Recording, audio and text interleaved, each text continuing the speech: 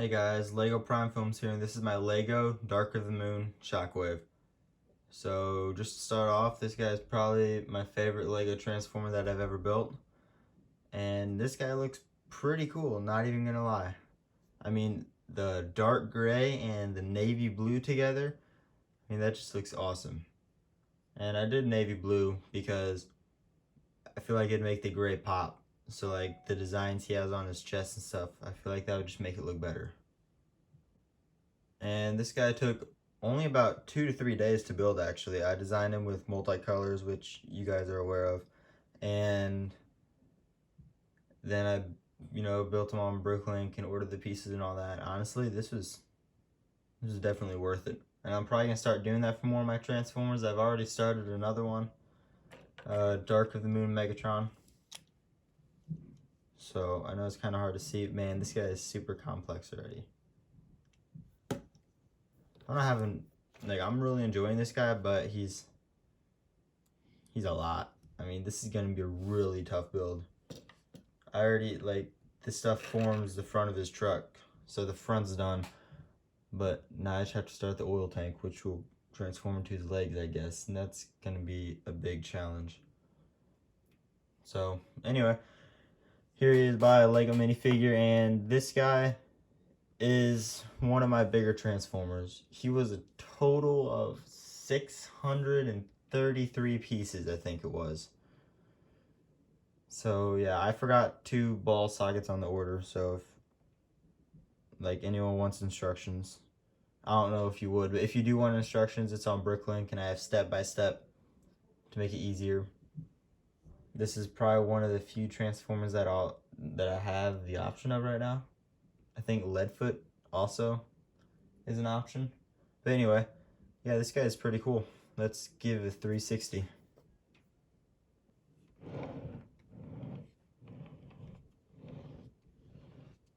There's a full 360 view. His arm's not as clean on this side because basically his arms just fold up. But, his vehicle doesn't need to be that clean, because this is based off of his Voyager class Shockwave vehicle, not the robot mode. The transformation is so much different. Like, I just made up my own transformation, but he does not transform in the movie, so I basically got to choose what I want. So it's kind of like a combination of that and just a cool looking tank, which I like. Yeah, this guy looks very cool. And I even had to add this extra pipe because that is a major detail that I could not forget. And let's do a few size comparisons. And here he is by Lego Dark of the Moon Leadfoot. And I plan on making the other wreckers eventually too, but I don't know how long it will be until I do that. But I want to make them like Leadfoot to where they're accurate, but they're still fairly simple to transform. I mean, Leadfoot does have some gaps, but in my defense, I made this guy over a year ago already. That's crazy. Just thinking about it. He's the only Transformer I've built that has survived over a year ago. Devastator is like 11 months old or something. So yeah, this is pretty cool though. This is the only size comparison I'm going to be doing. Well, I'll do one more, just because most of my guys are in the robot mode anyway. But yeah, I mean, there's a few gaps on Shockwave. I forgot to mention, he doesn't have anything that tabs in, to hold him in place, except he's very sturdy. He's not going anywhere because he has stiff ball joints and everything just fits into place well, which is definitely a plus. So for one more size comparison, here he is by Lego Dark of the Moon Laserbeak and a Lego minifigure. So yeah, I mean, I'm not even gonna lie, this is probably the coolest Transformer I've ever built. I mean, Devastator's cool, but his vehicle modes aren't as accurate. This Shockwave is pretty good. Let me know in the comments what you think you would pass as, Masterpiece or Studio Series or Leader Class. I mean, I don't think Studio Series, this guy's big. I feel like either Masterpiece or Leader Class, because he's actually very accurate in both modes. So let me know, because I'd actually be really interested. And that's basically it, so let's go ahead and get to the transformation. Okay, so let's get right into it. I mean, this guy is far from a simple transformation. He's but he's fairly complex, and it's not really a smooth or clean transformation too. like everything fits together perfectly in his robot mode, but I'd say that, you know, it's kind of a pain to get it there because he's pretty heavy. So as I said, this is a big transformer. So basically the first thing you're gonna do, come to his back and you'll untab this coil thing, and you'll get his arm and just bring it down. Same for the other side, except no untabbing. You just bring this piece up, get his arm, and bring it down. And that'll clear up a lot of space already. So basically, first thing you want to do now for his arm is rotate it.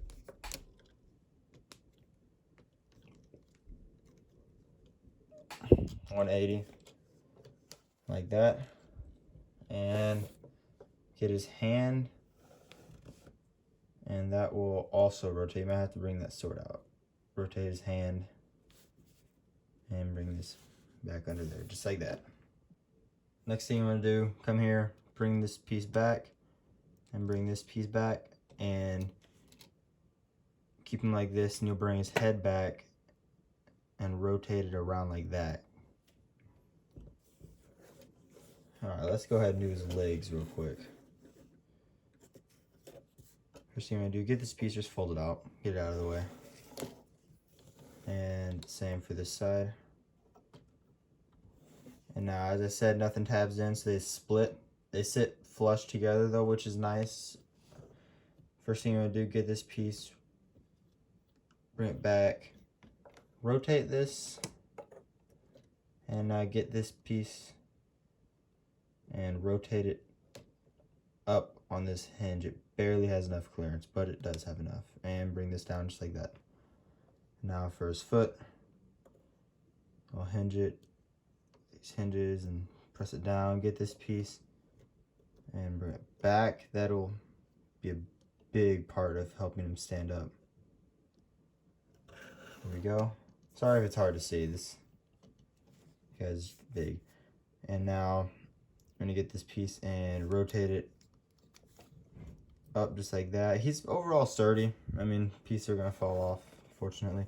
Bring this piece out, get this piece and bring it in. Just sit inside there, and you'll slide this piece in and bring it in. Just like that. So he does have his tank tread showing, which is unfortunate, but it is what it is. He still looks pretty cool. Now for this side, do the same thing. So bring this back, hinges and stuff like that, press his foot down, get this piece, rotate it, rotate his leg, rotate this piece in, back, in, and bring it down just like that. And get this piece, bring it back, get this piece, bring it in, back,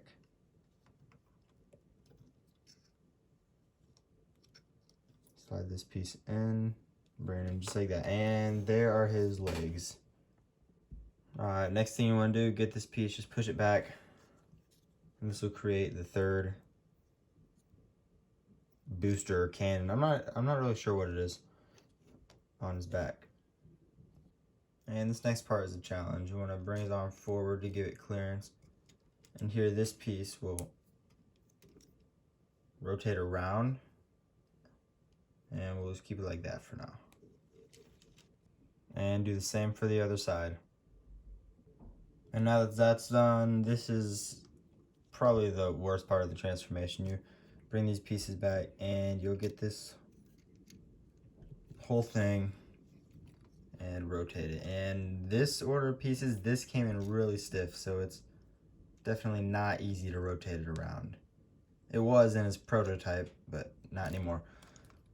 And you bring this piece up and bring these pieces in. Not yet though.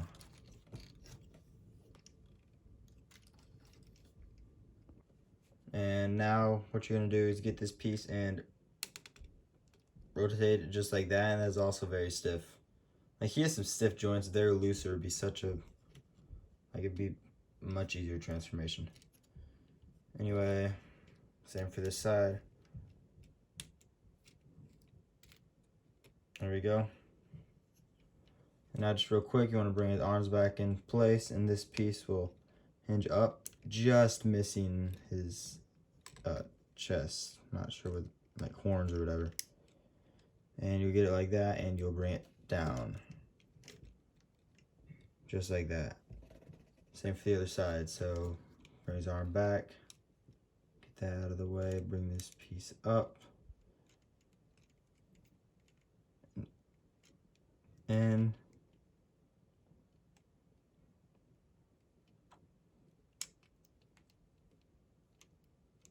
just like that. Okay. And he's starting to come together now. And they kind of did it on their own, but these pieces are supposed to like angle, give it a slight angle. They sort of just did it as I was transforming him. And now what you're gonna do is get these pieces, hinge them down, and bring this piece up. And you can either slide it in or keep it out. I'm gonna keep it out. And these will create his other thrusters or whatever. And you'll bring it down. Yeah, you do want to slide it in actually. It's tough. You gotta get the ball joints to sit just where you want them. But once you do, it looks better. In the middle. There we go, just like that. And same for the other side. Before you do the same thing, actually, this piece will rotate all the way around 180, just like that. Now that that's done, his head does have some mobility, but you have to remove his thruster or whatever. But to keep it in place, you just bring this up like that. And there's his 3 thrusters. And for the last thing, you get this coil, and it will tab in down here. Just like that. And here is, bring his head down, here's Dark of the Moon Shockwave all transformed. So I'm not even gonna lie, this guy's crazy. Like, this is awesome. I mean, as I told you, the transformation's a little sloppy, but this is probably, as I said before, my favorite transformer that I've ever built. I mean, just the navy blue and dark gray makes the light gray pop so much more. And this guy is actually very accurate to the movies, I feel like. So let's go ahead. Here he is by a Lego minifigure. So yeah, this guy is definitely leader class. He's big. Here he is by an iPhone 11 phone case. Just to show. So yeah, let's go ahead and give a 360 view. And spinning him around to the side. So as I said, he does have his tank tread showing, but I mean, he's still very accurate even with that. I don't know, I feel like it's, you know, just makes him look better. From the back, he's very accurate with these thrusters or whatever. This piece could even be slanted down like that to make it more accurate. But like, that was something cool that I needed to add. You know, with his coil. I mean, yeah, this is awesome. Alright, and for mobility, he does have a fair amount of mobility. He has some wrist mobility here. He can go side to side, forward, back, stuff like that. His fingers can move. His arm can move here in both ways. This sword can move too, but that's like not supposed to happen. The arm can move forward, back, sort of. If you move this back, it can move a lot more. That kind of holds the ball joints in place. Oh, shoot. Bring these pieces in.